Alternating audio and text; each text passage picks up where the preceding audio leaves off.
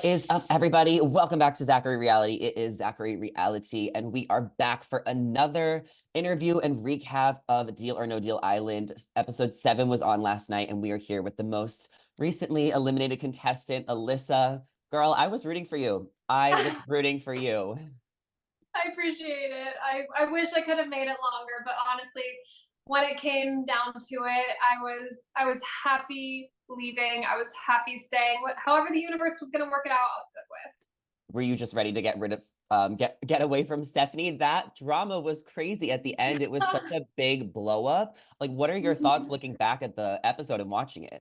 No, I was really shocked, to be honest. And to be like fully transparent, I stopped watching after the excursion, and I did not watch the temple portion of the show just because I am really protective of my energy, and that was an incredibly traumatic experience. It was over 7 months ago, but I lived it myself. I experienced it myself. I didn't feel the need to welcome any negative energy into my home, into my sacred space. So I actually didn't watch it. So the edit, I don't exactly know for sure everything that happened, although I can speak from my own experience.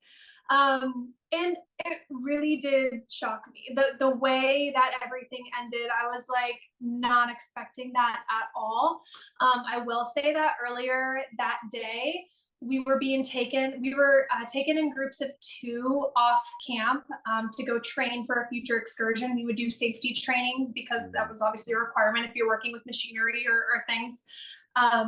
So I was walking with Jordan. We were passing this tent that was like the first aid tent, and Amy was in there talking to someone from production about how heavy it was feeling, constantly having Stephanie talk about her hatred towards me and how that was affecting her. And probably wasn't meant to overhear this conversation, but I did. Yeah. And in that moment, that's when it kind of hit me, where I was like, okay, wait, I'm thinking like, okay, I really don't like this lady. I'm never going to see her on the outside of this. Like, it's just a game. Let's get through it. If I have the opportunity to get her out, I will. If she has the opportunity to get me out, she will. That's kind of where we're at. But in that moment, I was like, hey, wait, I think this is actually a little bit deeper than anything I'm even considering as like a realm of possibility right now. So that was the first moment I was cued into being like, okay, wait a second. I think this might be more intense than I realized. And then when that happened later in Temple, I thought about that moment and I was like, okay, there's definitely something deeper here. I don't know what it is. I don't know what part of me really like triggered this other person to the deep level that it did. And I'm like, truly, I'm sorry for that. And I feel for her in that moment. Like, I feel nothing but compassion for her, and I wish her nothing but the best. But yeah, there was no reason for me to rewatch and relive that.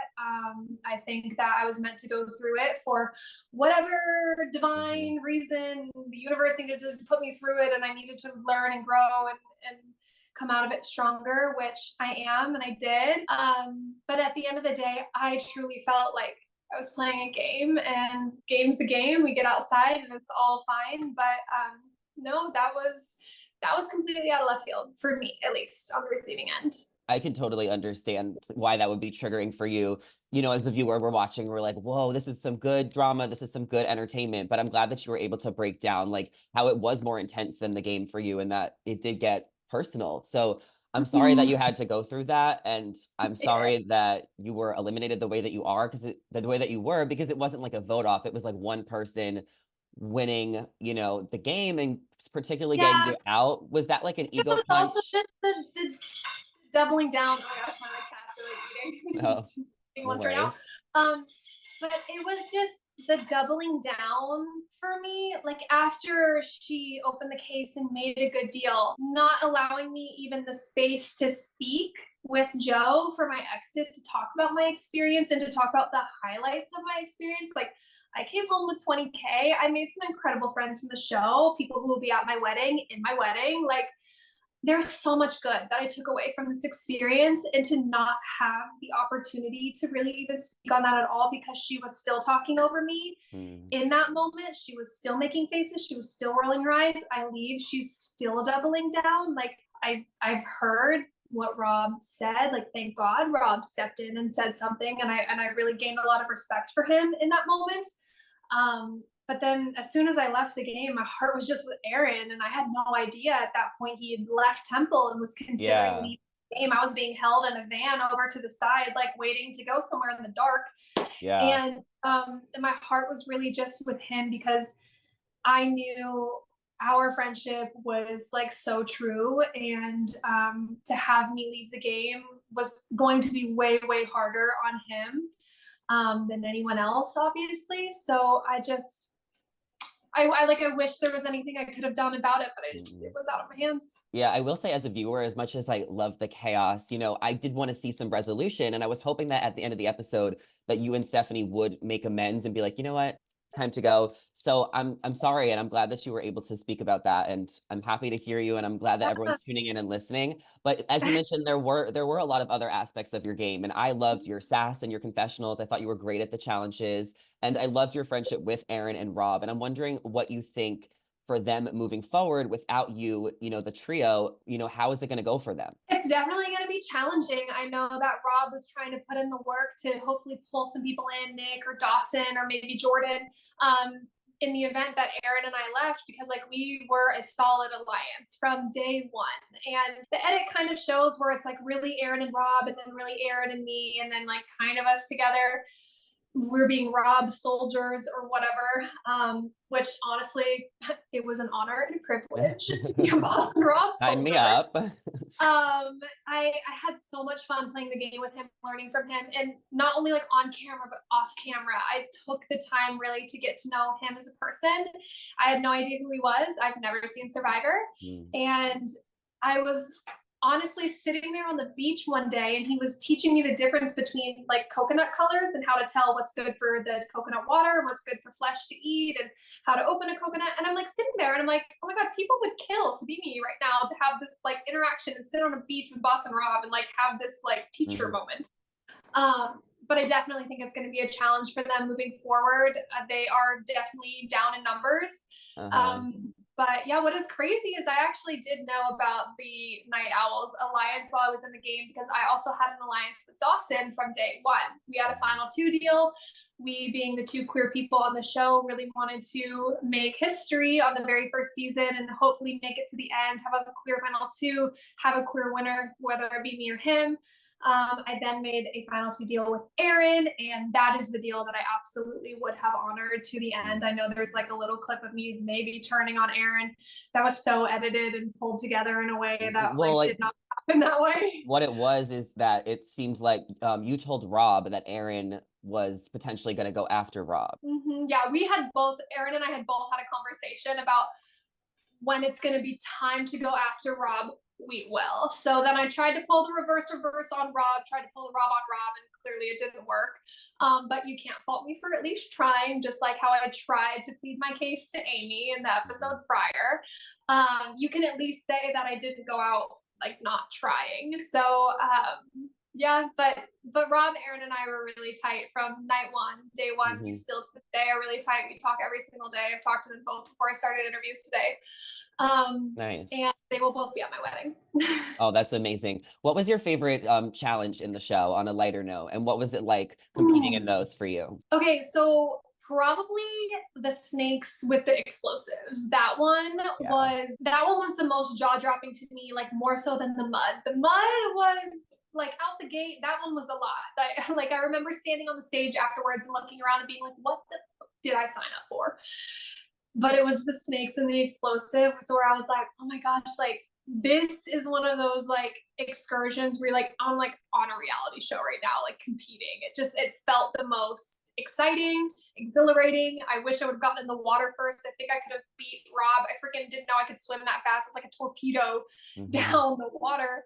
And we probably could have gotten that high case, but would have, should have, could have doesn't exist. And I'm happy for my journey just the way that it was. I wish it could have ended on a more positive note, of course, but I have no ill will towards anyone in the game. Truly, there's people there, and I told Aaron this time and time and time again. I'm like, it's just reflective of life. There's people here that you like, that you dislike, you'll be friends with on the outside, people who you'll know for your entire life, and people who you won't. Like there's people here that I would never stop on the street and talk to. Mhm. And that's okay. I'm like, it's just a game. We're here for 1 month. We just have to get through it.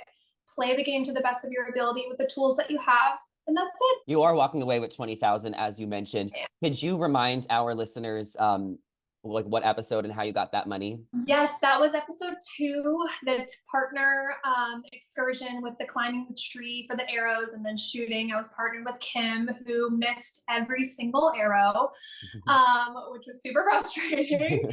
But I did tell Kim, because we were told about the personal offers before we went to compete. And I told Kim I was going to go for it. She was like, absolutely, you do what you need to do. At that point, we had no idea. Is it a personal offer just for the person who grabs it? Is it for the team? Like, we have no clue.